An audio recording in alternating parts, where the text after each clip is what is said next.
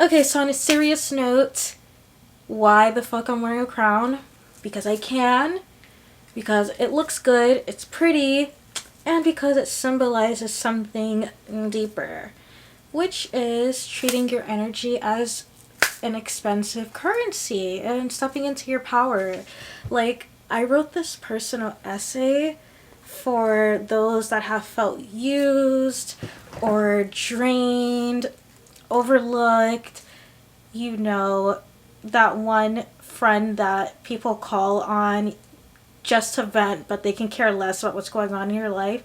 Things like that for people that can relate to this. So I printed it out. It's gonna go on my blog that I'm gonna do, but I decided I'm going to print it because let's not get rid of copy, guys. Like, I could have easily read this from my phone or my iPad, but no, no, no, no. I'm going to read it like a school teacher reading some essay for a standardized test that you have to use critical thinking skills on. Okay, so I'm gonna read it. Are you ready? Okay, I'm ready to read it. Okay, better. Now you can actually see it.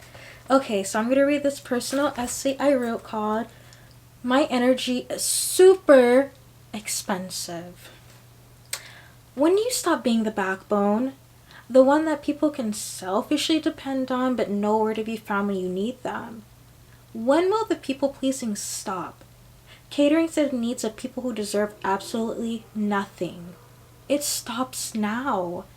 Once you restrict the access of your energy being siphoned, you will truly see how exorbitant your essence is.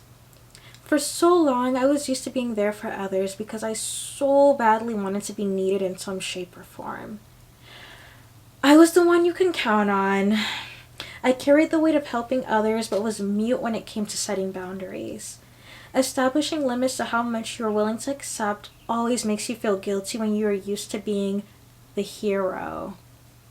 Why the hell do I need to be the resilient hero for people that blindly play a villain to me? People can be very fickle, need you when they are down, but drop you like a forgotten hobby when they are up. I was tired of making myself available, then being tossed to the side like an old toy. Always the first to come to the rescue, making myself available, but thought of last when there were no missions to complete. That gets exhausting due to the sheer fact that people only care about themselves. I remember receiving a phone call from a friend. Hey Shia, are you free? Yeah, I'm free, I said hesitantly. This was total bullshit as I was lying in my bed with a cold, feeling lethargic and feeble. It doesn't help that this friend didn't even bother to ask how I was, but instead jumped right into her problems and shortcomings. Blah, blah, blah was all I started to hear because I started to give less of a damn. Reaching out to me became a hot commodity because I was starting to make myself less obtainable. It was good to know that I was needed, but at this point I had to ask myself, was I really needed?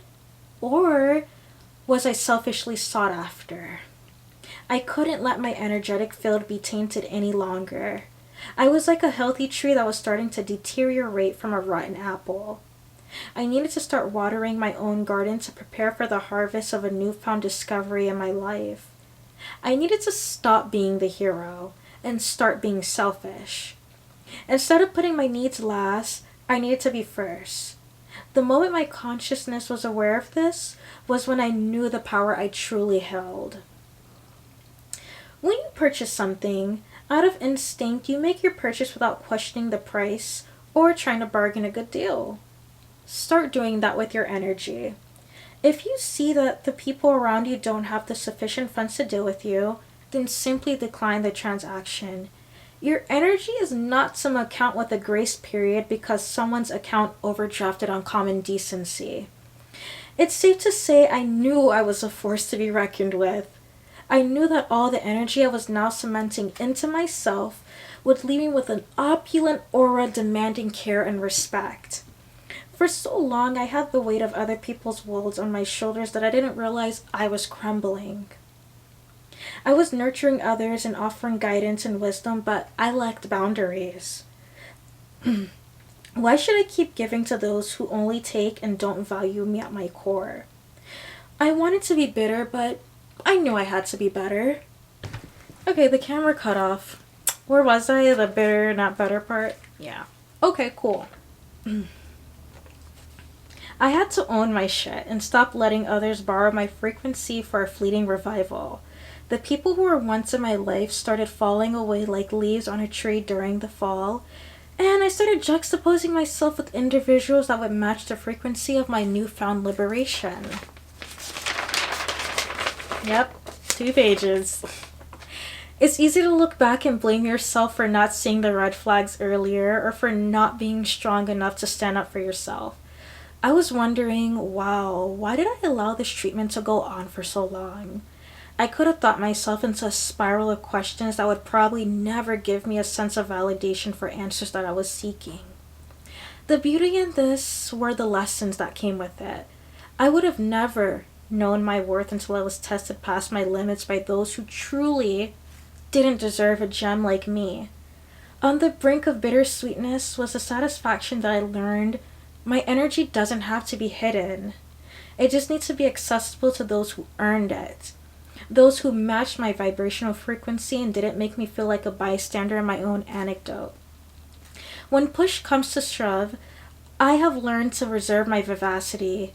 I would no longer let the residue of me being manipulated and exploited run the show any longer. I was becoming more discerning and understanding that I am no one's pocket therapist or confidant that you can call on at any given time like some 24/7 hotline. I was no one's rush rag to clean up any spilled milk that I didn't spill. No is a complete sentence, not a death sentence. The only death was to the ego of those who greedily feasted on my healing nature. No, I am no longer available. My energy is expensive and you clearly can't afford it. So yeah.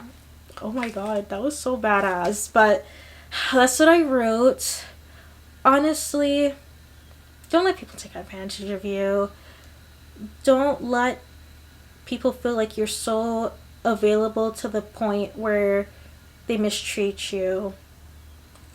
Because if you give somebody a snack, they're going to want to take the whole kitchen. Just be discerning of people around you. I mean, as a former people pleaser here, it's easy to be like, yeah, I'm needed, but the truth is, there's a lot of energy vampires out there and they're just waiting for their next victim to feast on. That's the honest truth.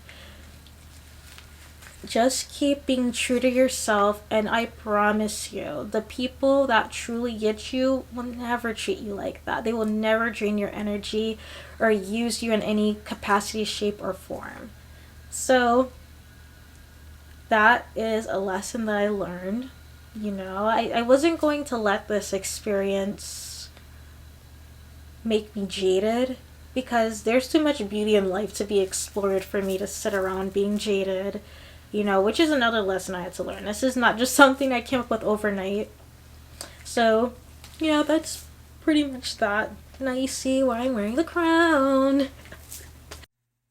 Blah, blah, blah. Just subscribe.